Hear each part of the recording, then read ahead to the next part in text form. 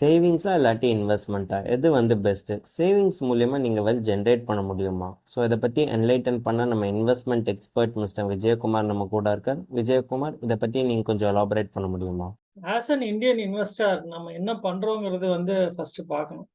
As a common investor நம்ம என்ன பண்றோம்னா, காமன் பர்சன், அவர் இன்வெஸ்டர்னு சொல்ல மாட்டேன், ஒரு காமன் பர்சனா நம்ம என்ன பண்றோம்னா, நமக்கு ஒரு இன்கம் வருது. அந்த இன்கம் வந்து நம்ம கொஞ்சம் ஸ்பெண்ட் பண்றோம். பேலன்ஸ் ஏதாவது if at all left out அதை வந்து நம்ம சேவ் பண்றோம். பட் எக்ஸ்பர்ட்ஸ் சஜஸ்ட் பண்றது என்னன்னா, இன்கம் நமக்கு வந்தா ஃபர்ஸ்ட் நம்ம சேவ் பண்ணிடணும், பேலன்ஸ் இருக்கிறத spend பண்ணணுங்கிறாங்க.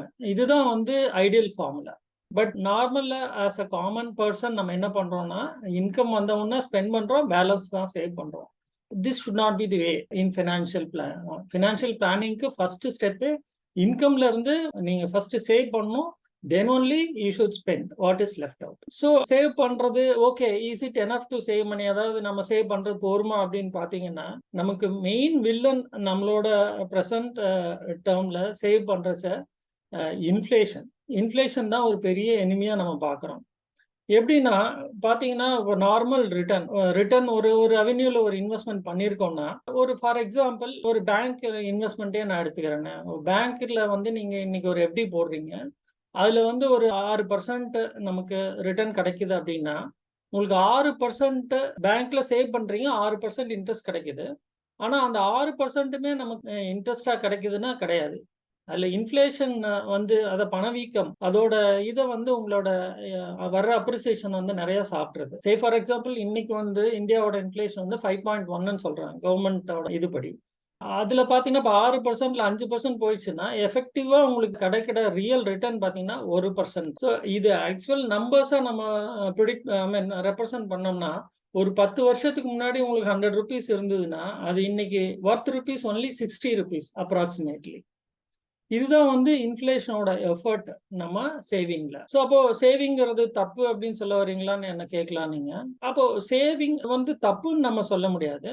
But there is a lot of understanding has to go into savings. சரி, இப்போ நம்ம ஃபார் எக்ஸாம்பிள் இந்த இன்ஃப்ளேஷன் வச்சு நம்ம பேசும்போதே, இன்னைக்கு ஒரு மூவிக்கு போறோம். ஒரு ₹250 டிக்கெட்னா, டவுன் த லைன் ஒரு 20, 30 இயர்ஸ் டவுன் த லைன் பார்த்தீங்கன்னா, அதோட வேல்யூ அரவுண்ட் ₹1000 இருக்கும். Simple hair cut will cost you ₹1000 down the line 20 years. அதே மாதிரி ஒரு பேசிக் நீட் ஒரு பிரெட் ₹40 இன்னைக்குன்னா, ஒரு 20 இயர்ஸ்ல அதுவே வந்து ₹165 to ₹200 ஆயிடும். இதெல்லாம் வந்து அஸ்யூமிங் தட் ஒரு 5% இன்ஃப்ளேஷன் அப்படின்னாலே இவ்வளோ எஃபெக்ட் இருக்கு. பட் ஃபுட் இன்ஃப்ளேஷன் உங்களுக்கு தெரியும் எப்படின்னு சொல்லிட்டு. இது வந்து அதனால தான் நம்ம வந்து சேவிங் வந்து இட் இஸ் நாட் ரைட்ன்னு நம்ம சொல்ல வரோம். இதே வந்து நம்ம 2 விதமா பார்க்கலாம். இந்த இந்த 5% இன்ஃப்ளேஷனை வந்து நம்ம எக்ஸ்பென்சஸா பார்த்தோம்னா, இன்னைக்கு ஒரு ₹30,000 ஒருத்தருக்கு தேவைன்னா, 20 இயர்ஸ்ல வந்து அவருக்கு ₹80,000 வேண்டியது இருக்கும். அதே லைஃப் ஸ்டைல மெயின்டைன் பண்ணணும்னா. அதே மாதிரி இன்னைக்கு அவர் கையில ஒரு 1 லேக் இருக்குன்னா, 20 இயர்ஸ் டவுன் த லைன் அதோட வேல்யூ வந்து ₹35,000 ஆயிடும். இது வந்து we are assuming just 5% as inflation rate. அப்ப அதனால தான் இன்ஃப்ளேஷன் வந்து நம்ம ஒரு வில்லன்னு நம்ம சொல்ல வரோம். At least it will erode your money over a period of time. So இதுல இருந்து இந்த ஒரு அரக்கன்ட்ட இருந்து இன்ஃப்ளேஷன்ற ஒரு இதுகிட்ட இருந்து நம்மளை எப்படி காப்பாத்திக்கிறோம் அப்படின்னா, நம்ம வந்து ஸ்டார்ட் சேவிங் வந்து நம்ம டிலே பண்ணக்கூடாது. இமீடியட்டாவே ஸ்டார்ட் பண்ணிடணும்னு சொல்ல வரோம். அதே மாதிரி சேவிங்ல இருந்து ஒரு பர்சன் வந்து சேவிங்ல இருந்து is move on to investor. இந்த சேவருக்கும் ஒரு இன்வெஸ்டருக்கும் பெரிய டிஃபரன்ஸ் இருக்கு. நம்ம வந்து put money to work rather than keeping it ideal. அதாவது நம்ம சேமிச்ச பணத்தை வந்து நமக்கோசரம் அதை வந்து உழைக்க வைக்கணும். அதுதான் நம்மளோட கிரக்ஸ் ஆஃப் சக்சஸ். நம்ம மாத்திரம் ஹார்டா ஒர்க் பண்ணா பத்தாது, நம்ம ஏர்ன் பண்ண அமௌண்ட் நமக்கோசரம் ஹார்டா ஒர்க் பண்ணணும். That is the secret of success. அதே மாதிரி இந்த காம்பவுண்டிங் ஃபேக்டர் நம்ம சொல்ல வரோம். அந்த பவர் ஆஃப் காம்பவுண்டிங். அதை வந்து we call it in financial வேர்ல்ட்ல வந்து நம்ம அதை வந்து 8th வண்டர்னே சொல்றோம் நம்ம.